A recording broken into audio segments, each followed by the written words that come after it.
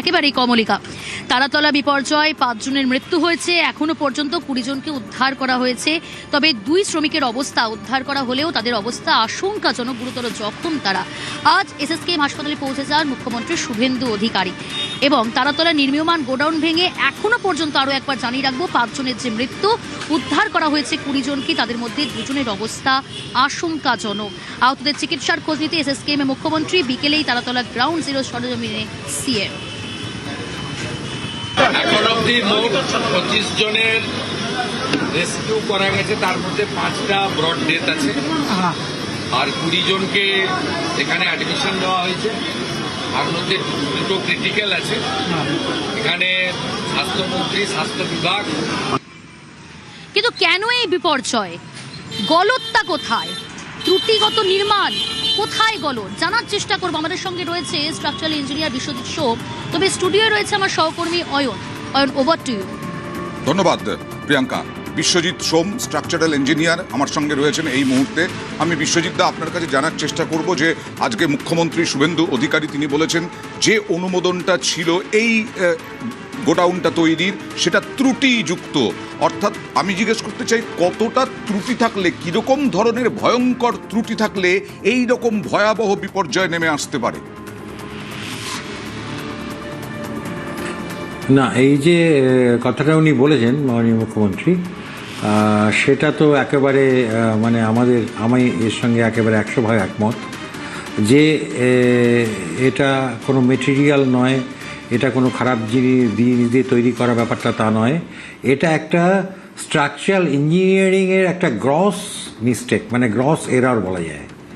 কারণ structural engineering বিশেষ করে স্টিল দিয়ে যে স্ট্রাকচারগুলো তৈরি হয় এবং তার সঙ্গে কংক্রিট স্ল্যাব মিশিয়ে যে স্ট্রাকচারগুলো তৈরি হয়, তারা সাধারণ কংক্রিট স্ট্রাকচার বা কংক্রিটের বাড়ির থেকে একটু আলাদা। এইটা ভেঙে যাওয়ার জন্য প্রথম আমার মনে হচ্ছে এই ড্রয়িংয়ে যেগুলো থাকা দরকার ছিল নকশাতে, সেগুলো এর মধ্যে নেই। যদিও এখন উদ্ধার কার্য চলছে, এই সময় এগুলো নিয়ে এতটা বেশি আলোচনা করার দরকার নেই, কারণ উদ্ধার কার্যটা খুব ভালোভাবে হচ্ছে, এটা আমাদের সবার কাছে খুব আনন্দের বিষয়।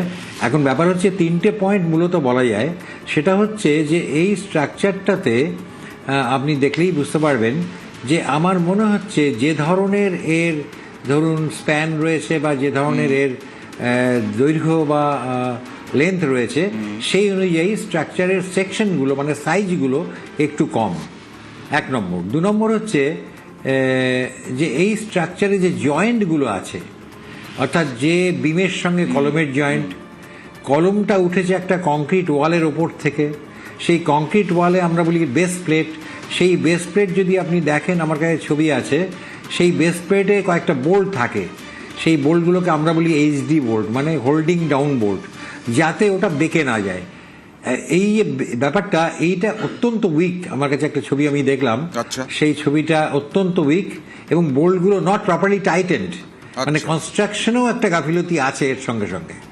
এবং তাছাড়া 3 নম্বর যদি আমি বলি, তাহলে সেটা হচ্ছে যে এটা খুব ইম্পর্টেন্ট যে একটা স্টিলের বাড়ি করতে গেলে কিন্তু কংক্রিটের বাড়ির মতো করা যায় না। হয় তাকে খুব শক্ত জোরালো জয়েন্ট দিতে হবে, কলম বিম জয়েন্ট, অথবা ব্রেসিং দিতে হবে। আপনি যে টালা ট্যাঙ্ক দেখেন, টালা ট্যাঙ্কে যে সমস্ত কলমগুলো উঠেছে, কেউ তাকালেই বুঝতে পারবে মাঝে একটা ক্রস করা আছে এরকম। এই যে একটা ব্রেস করা থাকে, এই ব্রেসিংগুলো কিন্তু এই উইক জয়েন্টকেও আটকে দেয়। এখানে যে কলম যেভাবে বেঁকে গেছে, বিম যেভাবে বেঁকে গেছে, এর একটা অন্যতম কারণ এই যে ব্রেসিং নেই আর জয়েন্ট উইক, এই অবস্থাতে কোনো স্ট্রাকচার দাঁড়িয়ে থাকতে পারে না, এবং তাই হয়েছে।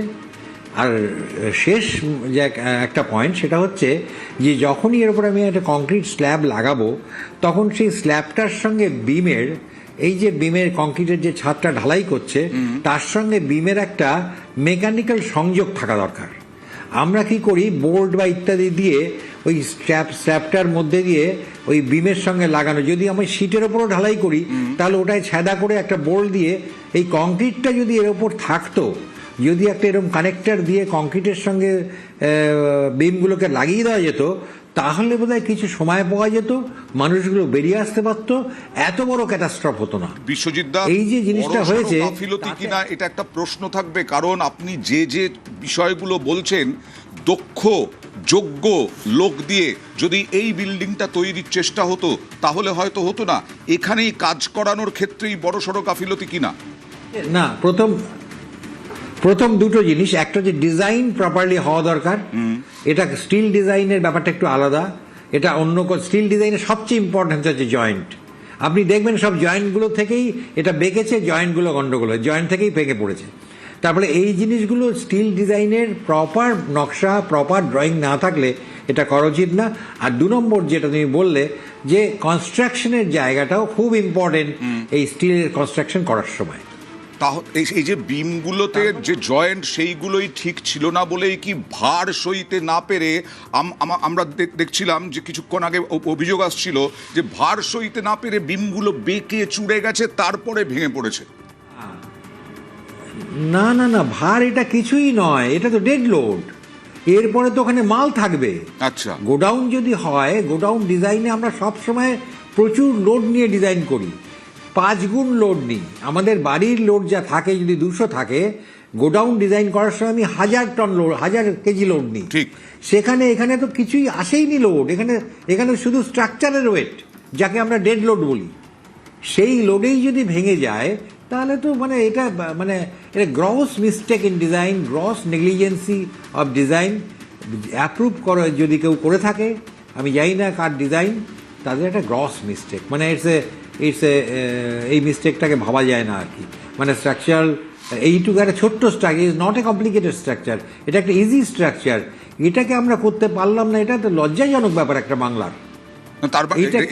সরকারের বিষয় নয়, যারা তৈরি করেছে, যে সংস্থা তৈরি করেছে, তাদের দিকেই অভিযোগের আঙুলটা উঠবে, তাদের বড়সড় গাফিলতি আপনি যেটা বলছেন।